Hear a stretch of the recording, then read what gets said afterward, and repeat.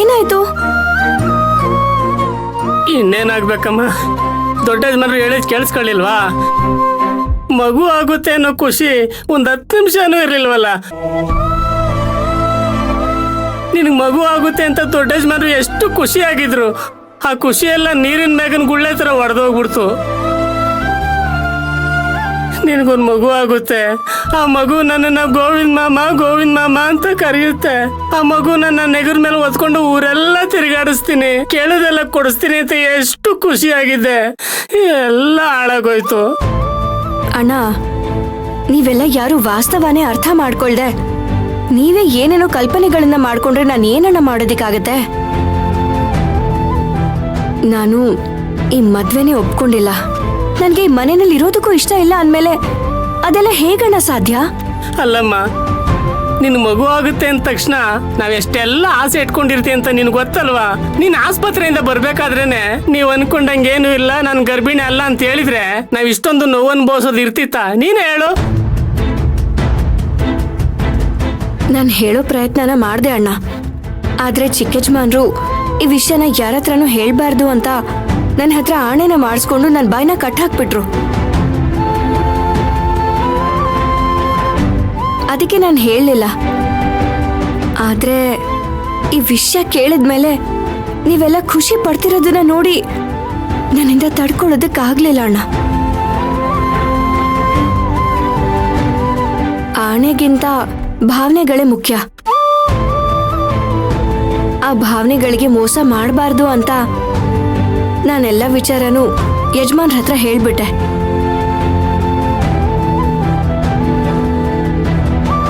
ಅಕ್ಕ, ನಾನೀಗ ಹೇಳ್ತೀನಿ ಅಂತ ತಪ್ಪು ತಿಳ್ಕೊಬೇಡಿ. ಬೇರೆ ಯಾರಾದ್ರೂ ನಿಮ್ ಜಾಗದಲ್ಲಿ ಇದ್ದಿದ್ರೆ ಇಂಥ ಸಂದರ್ಭನ ಉಪಯೋಗಿಸ್ಕೊಂಡು ಮನೇಲೆಲ್ಲಾರನ್ನೂ ಚೆನ್ನಾಗಿ ಆಟಾಡಿಸ್ತಾ ಇದ್ರು. ಆದ್ರೆ ನೀವು ಎಲ್ಲ ಸತ್ಯನೂ ಹೇಳ್ಬಿಟ್ರಲ್ಲ ಅಕ್ಕ. ನಾನು ಸಮಯ ಸಾಧಕೆ ಅಲ್ಲ ರೇಣುಕಾ, ನನಗೆ ನಂದೇ ಆದಂತ ಒಂದು ಗುರಿ ಇದೆ.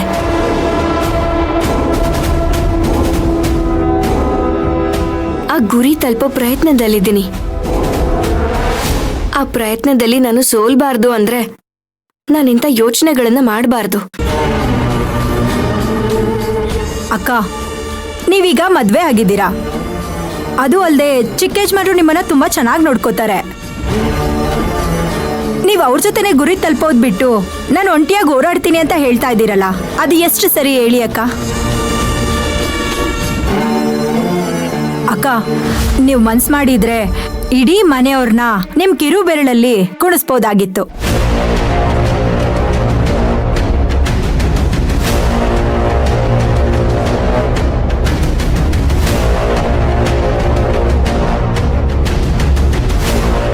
ಕ್ಷಮಿಸಿ ಅಕ್ಕ, ಏನೋ ತಿಳಿದೆ ಬಾಯ್ ತಪ್ಪಿ ಏನೇನೋ ಮಾತಾಡ್ಬಿಟ್ಟೆ.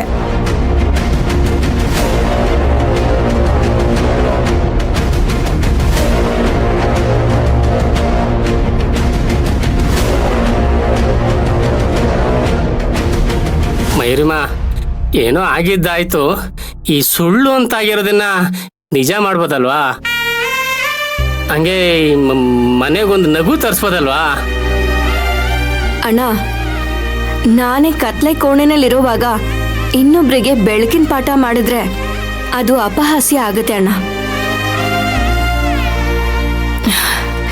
ನಾವು ಹಾಕಿದ ಸಸಿ ಆರೋಗ್ಯವಾಗಿ ಬೆಳಿಬೇಕು ಅಂದ್ರೆ ಗೊಬ್ಬರ ನೀರ್ ಹಾಕೋದ್ರ ಜೊತೆಗೆ ನಮ್ ಪ್ರೀತಿನೂ ಸೇರಿಸ್ಬೇಕು. ಆದ್ರೆ ನನ್ಗೆ ಅವ್ರ ಮೇಲೆ ಪ್ರೀತಿನೇ ಇಲ್ಲ. ಹಾಗೆ ಅವ್ರಿಗೂ ನನ್ನ ಮೇಲೆ ಯಾವುದೇ ರೀತಿ ಭಾವನೆಗಳು ಇಲ್ಲ. ಅವ್ರ ಮನ್ಸಲ್ಲಿರೋದು ನಂದಿನಿ ಅವ್ರು ಮಾತ್ರ. ಅವ್ರ ಜಾಗನ ನಾನು ಯಾವತ್ತೂ ತುಂಬೋದಿಕ್ಕಾಗಲ್ಲ ಅಣ್ಣ. ತುಂಬೋ ಪ್ರಯತ್ನ ನಾನು ಮಾಡೋದಿಕ್ ಹೋಗಲ್ಲ.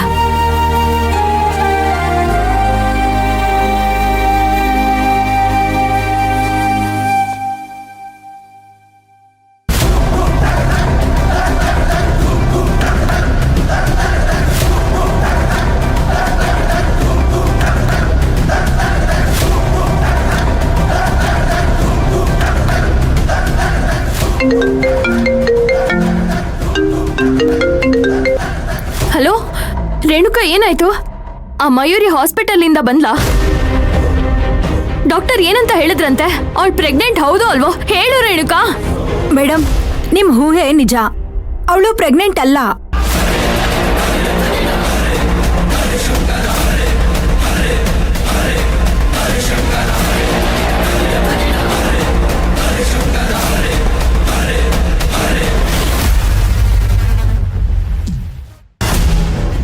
ನನಗೆ ಈಗ ಸಮಾಧಾನ ಆಯ್ತು.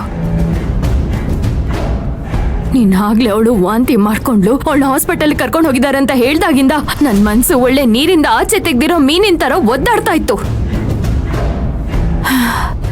ಈಗ ಕಂಟ್ರೋಲಿಗೆ ಬಂತು. ಅವಳು ಪ್ರೆಗ್ನೆಂಟ್ ಅಲ್ಲ ಅಂದ್ಮೇಲೆ ತಾರಕ್ ಯಾಕೆ ಇಷ್ಟೊಂದು ಓವರ್ ಆಕ್ಟಿಂಗ್ ಮಾಡ್ದ? ಇದೆಲ್ಲ ಈ ಮನೆಯವ್ರನ್ನ ಆಟಾಡ್ಸೋದಕ್ ಮಾಡಿದ ಪ್ಲಾನ್ ಮೇಡಮ್. ಆ ಮಯೂರಿ ಪ್ರೆಗ್ನೆಂಟ್ ಅಂದ್ರೆ ಅವಳನ್ನ ತುಂಬಾ ಕೇರ್ ಮಾಡ್ತಾರೆ, ರಾಣಿ ತರ ಇರಬಹುದು, ಎಲ್ಲದಕ್ಕಿಂತ ಮುಖ್ಯವಾಗಿ ಅವ್ರಮ್ಮನ ಚೆನ್ನಾಗಿ ಗೋಳು ಇಕ್ಕೋಬಹುದು ಅಂತ ಹೀಗೆಲ್ಲ ಮಾಡಿದ್ದಾರೆ. ಆದ್ರೆ ಆ ಮಯೂರಿ ಎಲ್ಲರ ಮುಂದೆ ಬಂದು ನಾನ್ ಪ್ರೆಗ್ನೆಂಟ್ ಅಲ್ಲ ಅನ್ನೋ ಸತ್ಯ ಹೇಳಿದ್ಲು ನೋಡಿ. ಅಮ್ಮವ್ರಂತೂ ತುಂಬಾ ಆರಾಮಾಗೋದ್ರು. ಪಾಪ ಆ ದೊಡ್ಡ ಯಜಮಾನ್ರೆ ತುಂಬಾ ಬೇಜಾರ್ ಮಾಡ್ಕೊಂಡಿದ್ದು. ಅದೆಲ್ಲ ನನಗ್ ಬೇಕಾಗಿಲ್ಲ ರೇಣುಕಾ, ಅವ್ರು ಏನಾದ್ರೂ ಮಾಡ್ಕೊಳ್ಳಿ. ಆದ್ರೆ ತಾರಕ್ ಅವ್ರಮ್ಮನ ಗೋಳು ಹುಯ್ಕೊಳ್ಳೋದಿಕ್ಕೆ ಇಷ್ಟೆಲ್ಲ ಮಾಡ್ದ ಅಂದ್ರೆ ನನಗ್ ನಂಬೋದಿಕ್ಕೆ ಆಗ್ತಾ ಇಲ್ಲ. ಆದ್ರೂ ನಾನು ಈ ಪಾಯಿಂಟ್ ಇಟ್ಕೊಂಡೇ ಆಟ ಆಡ್ಬೇಕು. ಇನ್ನೇನೋ ಆಟ ಆಡೋ ಅವಶ್ಯಕತೆ ಇಲ್ಲ ಮೇಡಮ್. ಯಾಕಂದ್ರೆ ಅವರಿಬ್ರು ಒಂದಾಗೋದಕ್ಕೆ ಚಾನ್ಸೇ ಇಲ್ಲ. ಆ ಮಯೂರಿ ನೋಡಿದ್ರೆ ತಾರಕ್ ಸರ್ ಮೇಲೆ ಯಾವತ್ತೂ ಪ್ರೀತಿ ಹುಟ್ಟೋದೇ ಇಲ್ಲ ಅನ್ನೋಂಗ್ ಮಾತಾಡ್ತಾಳೆ. ಅಂದ್ಮೇಲೆ ಅವಳನ್ನ ಬೇಗ ಇಲ್ಲಿಂದ ಓಡಿಸಿ ನೀವ್ ಇಲ್ಲಿ ಬಂದು ಸೆಟ್ಲ್ ಆಗ್ಬಹುದು. ಅದೇನೋ ಸರಿ, ಹಾಗಂತ ನಾವು ಎಚ್ಚರ ತಪ್ಪಬಾರ್ದು. ಇಬ್ರಿಗೂ ವಯಸ್ಸಿದೆ, ಇಬ್ರಿಗೂ ಆಸೆನೂ ಇರತ್ತೆ. ಅಂಡ್ ಅವರಿಬ್ರು ಒಂದೇ ರೂಮಲ್ಲೂ ಮಲಗ್ತಾರೆ. ಏನೂ ಆಗಲ್ಲ ಅಂತ ಏನ್ ಗ್ಯಾರಂಟಿ? ಯಾವ ಕ್ಷಣದಲ್ಲಿ ಬೇಕಾದ್ರೂ ಏನಾದ್ರೂ ಆಗ್ಬೋದು. ಅದಕ್ಕೆ ಎಷ್ಟು ಬೇಗ ಸಾಧ್ಯ ಆಗುತ್ತೋ ಅಷ್ಟು ಬೇಗ ಮಯೂರಿನ ಮನೆಯಿಂದ ಆಚೆ ಹಾಕ್ಬೇಕು. ಅದಕ್ಕೆ ನಾನೇನಾದ್ರೂ ಪ್ಲಾನ್ ಮಾಡ್ತೀನಿ, ನೀನ್ ಕೇರ್ಫುಲ್ ಆಗಿ ಗಮನಿಸ್ತಾ ಇರು.